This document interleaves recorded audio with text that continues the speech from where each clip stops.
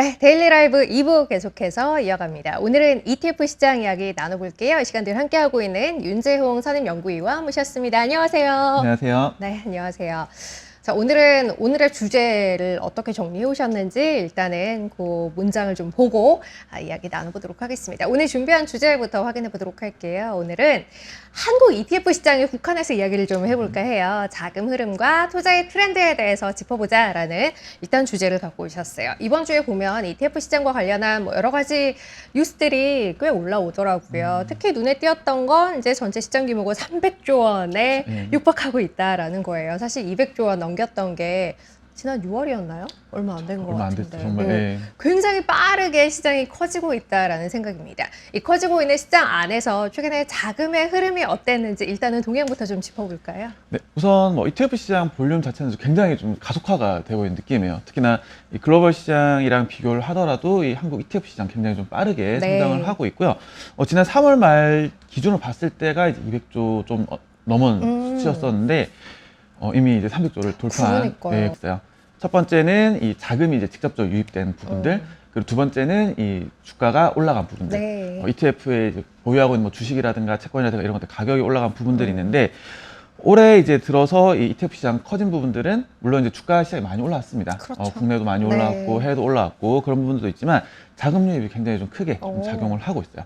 자, 이제 숫자로 좀 이제 차트 보면 좀 말씀을 드려보면 최근 52주 동안 이 국내 한국 ETF 시장으로 유입된 자금이 73조 정도 됩니다.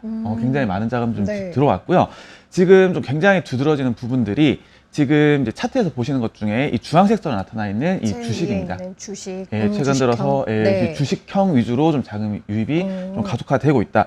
특히나 최근 52주 기준으로 보게 되면 주식형이 한 33조 정도 좀 자금 유입이 됐어요. 그래서 전체 이제 절반 가량을 이제 주식형에 담당을 하고 있고, 자, 이외에 이제 나머지 분들, 예를 들어 원자재 기타라고 하게 되면 이거는 이제 금리물이라든가 이런 것들이 좀 비중이 크고요.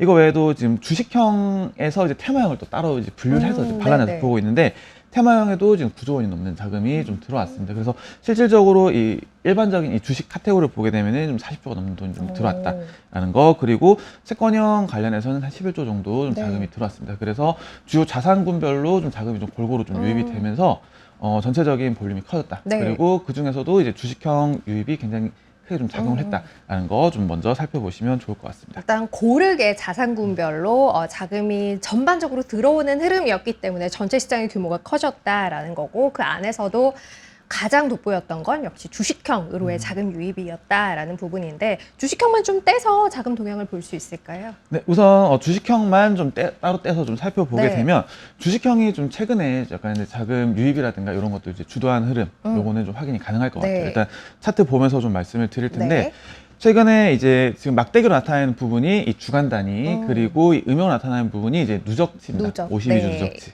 근데 지금 보시게 되면은 최근 들어서 지금 특히나 뭐 10월, 11월 들어서부터는 주식형에 좀 굉장히 좀 계속 이제 막대기 위로 좀 들어오는 부분들이 있죠. 그리고 최근 4주로 좀 국한해서 보더라도 좀 주식형 위주의 좀 자금 유입이 좀 굉장히 강하게 나타난다는 부분, 그리고 반대로 이제 채권형에서는 조금 유출이 좀 있었습니다. 그래요? 네, 이제 최근 들어서 이제 한국 국공채라든가 뭐 회사차라든가 이런 것도 중심으로 해서 채권형에서는 좀 유출, 그리고 주식형 위주로는 좀 유입이 있었다라는 거 역시나 동향으로 체크해 보시면 될 것 같습니다. 자, 그럼 이제 전체적으로 자금의 유입이 여전히 강하게 유지되고 있는 이 주식형 ETF, 그 안에서 카테고리별로 봤을 때 어느 쪽으로 돈이 많이 들어왔고 어느 쪽에서 돈이 또 빠졌는지, 그걸 좀 조금 더 세부적으로 볼까요?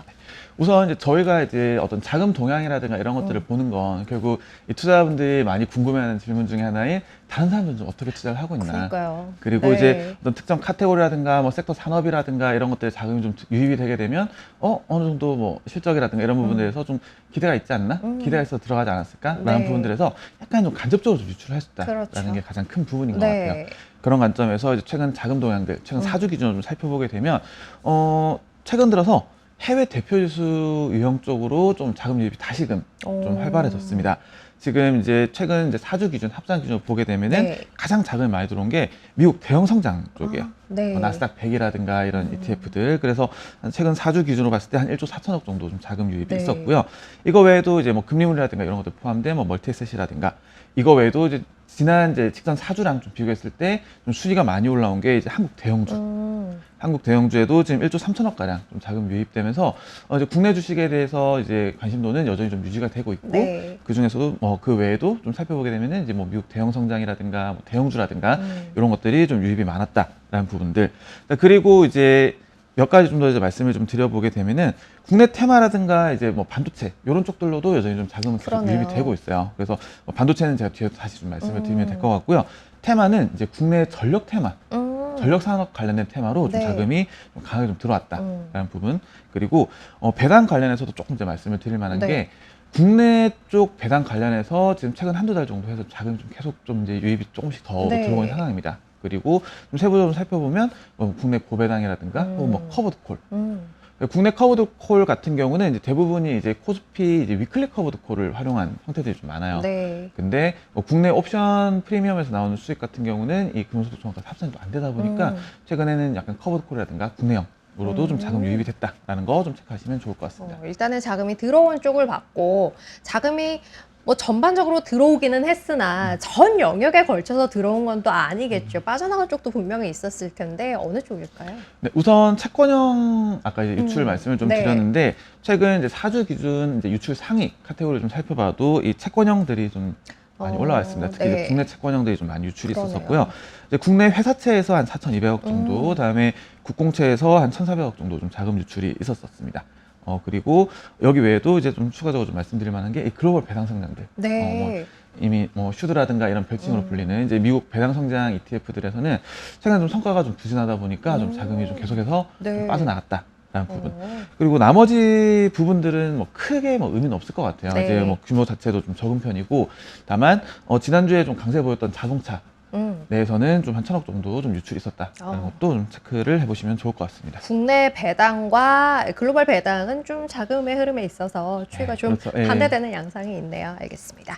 자, 그럼 이제 오늘은 특징 카테고리라고 해서 어떤 부분들 조금 특징적으로 볼 수 있을지 그를 통해 시장의 흐름에 대해서 진단을 할 수 있을지에 대한 이야기를 조금 더 나눠볼까 하는데요. 오늘 특징 카테고리 2개 골라오셨어요. 네, 먼저 우선, 네. 첫 번째는 뭘까요? 우선 이제 첫 번째로 말씀드릴 특징 카테고리는 이 한국 중소형주입니다. 네. 코스닥 150을 포함한 이 중소형주들을 이제 위주로 가져간 ETF들 묶은 게 이 중소형주 카테고리라고 네. 보시면 될 것 같고요. 가장 큰 특징이라고 할 만한 게 이 연간 내내 이제 유출되던 흐름이 조금 이제 돌렸다. 그래요. 네, 지금 이제 화면에 차트로 보시는 게 이제 작년 그리고 올해의 이제 누적 순이익 자금 이제 추입니다. 네. 추인데 작년은 이제 하반기 들어서면서 계속해서 좀 자금 유입이 있었다가 주황색 선이에요. 네, 주황색 선. 그리고 올해는 지금 하반기 내내 계속 돈이 좀 자금 그러네요. 빠졌어요. 네. 예, 지금 특히나 이제 6월 이후로 이 대형주, 뭐 반도체라든가 이런 금융이라든가 이런 대형주 위주로 좀 주가가 또 움직이다 보니까 올해 내내 좀 자금 유출이 있었었고요. 다만 이제 지난주 한 주 네. 유입으로 좀 전환을 했어요. 특히나 뭐 주간 단위로 봤을 때 2천억이 좀 넘는 자금이 좀 유입이 됐었는데 원인이 뭐냐 좀 살펴보게 되면은 네. 결국에 이 코스닥 활성화 정책에 대한 기대감. 그래서 지금 직전 주까지 11월 말까지 해서 한 1조 5천억 정도 좀 유출이 계속 있었다가 약간 유입으로 좀 반전이 된 상황.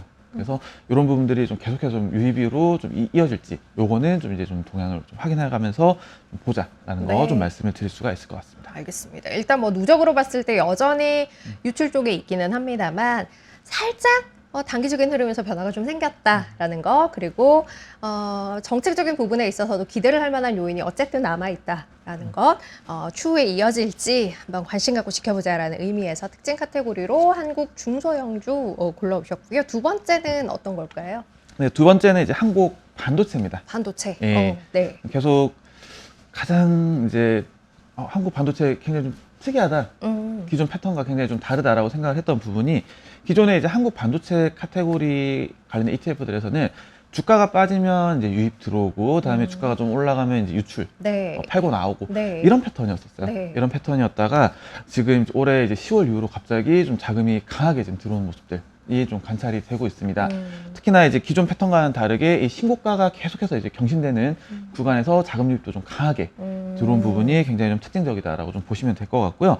어떻게 보면 이제 반도체 산업에 대해서 조금 이제 시각이 좀 바뀌지 않았을까? 네. 어떻게 보면 이제 박스권 내에서 이제 움직임으로 해석을 하다가 어느 정도 뭐 이익 추정치라든가 네. 그런 것들에 대해서 좀 긍정적으로 보는 경향들이 좀 굉장히 좀 강하게 나타나는구나. 물론 이제 지난 한 주 정도만 두고 보면은 자금 수입이 좀 있었어요. 네. 근데 최근에 10월 이후에 좀 자금 유입이 좀 강화됐던 구간의 어떤 총 규모에 비교하면은 여전히 좀 낮은 수치다 보니까 이런 부분들 좀 자금 유입이 계속해서 이루어질 수 있을까라는 부분들 좀 같이 관심 가지고 봐주시면 좋을 것 같습니다. 알겠습니다. 슈퍼사이클이라는 내러티브와 맞물려서 수급의 흐름에 있어서도 이전과는 분명히 좀 다른 모습이 보인다라는 것 반도체에 관련해서 짚어주셨어요. 일단 짧은 관점에서 보면 단기에 약간의 유출이 있긴 했지만 여전히 누적으로 보면 연간 굉장히 많은 유입을 기록하고 있는 상황이고 패턴에 아직 큰 변화가 있다라고 보기엔 좀 어려운 상황이니만큼 좀 지켜보자라는 이야기 주신 것 같고요. 마지막으로 개별 ETF 단에서는 자금의 흐름에 있어서 눈에 띄는 모습이 있었을지 좀 훑어볼까요? 네, 우선 개별 ETF 뭐 사주 합산 기준으로 봤을 네. 때 이 유입 상위, 그 유출 상위 역시나 앞에서 이제 카테고리에서 말씀드렸던 내용이 좀 연장선이라고 보시면 될 것 같아요. 어쨌든 이 카테고리도 이 개별 ETF의 이제 그렇죠. 합이다 네, 보니까 네. 아마 이제 좀 전체적인 동향을 좀 말씀을 드리게 되면 이제 12월 달이다 보니까 이 만기 매칭형 ETF들 중심으로 약간 이제 자금 이전이 좀 나타나는 양상을 좀 보이고 있습니다. 지금 개별 ETF 지금 순입 상위 1위 ETF가 이 만기 매칭형 ETF입니다. 이 금융채 ETF고요. 네. 26년 12월 달에 만기가 되는 ETF예요. 한 1년 정도 이제 만기가 남은 상태에서 지금 자금 유입이 좀 있었었고 네. 이후에 이제 유출도 나중에 좀 보시면 좀 말씀드리겠지만 유출 상위 ETF들의 이 만기 매칭형 ETF들 올해 만기가 되는 ETF들이 굉장히 많이 포진을 하고 있어요. 네. 그래서 만기를 앞두고 이제 올해 만기가 되는 ETF에 자금 좀 빠져나가서 갈아타는 거네요. 네, 그렇죠. 일종의 갈아토기 네, 상태로 네. 좀 자금이 좀 유입이 됐다라는 네. 거. 자, 그리고 이 국내 주식형 같은 경우는 역시나 좀 대형 대표 지수 위주로 좀 자금 유입이 있었었는데 최근에 이 MSCI 한국 지수를 추종한 ETF에 좀 자금이 좀 많이 네. 들어온 상태입니다. 그리고 지금 이제 해외 지수들 관해 좀 말씀을 드려보게 되면 뭐 S&P 500이 역시나 좀 독보적, 그리고 나스닥 100 ETF들 역시도 순위에 올라왔다라는 거 말씀을 드릴 수가 있을 것 같아요. 알겠습니다. 자, 이렇게 ETF 시장의 특징 한눈에 쭉 훑어봤습니다. 다음 시간에도 알찬 내용 기대하도록 하죠. 윤재용 산업연구위원 오늘 함께했습니다. 고맙습니다. 고맙습니다. 네. 자, 오늘은 저희 여기서 인사드리도록 하죠. 날씨 춥습니다. 감기 조심하시고요. 다음 시간에 다시 뵙겠습니다. 고맙습니다.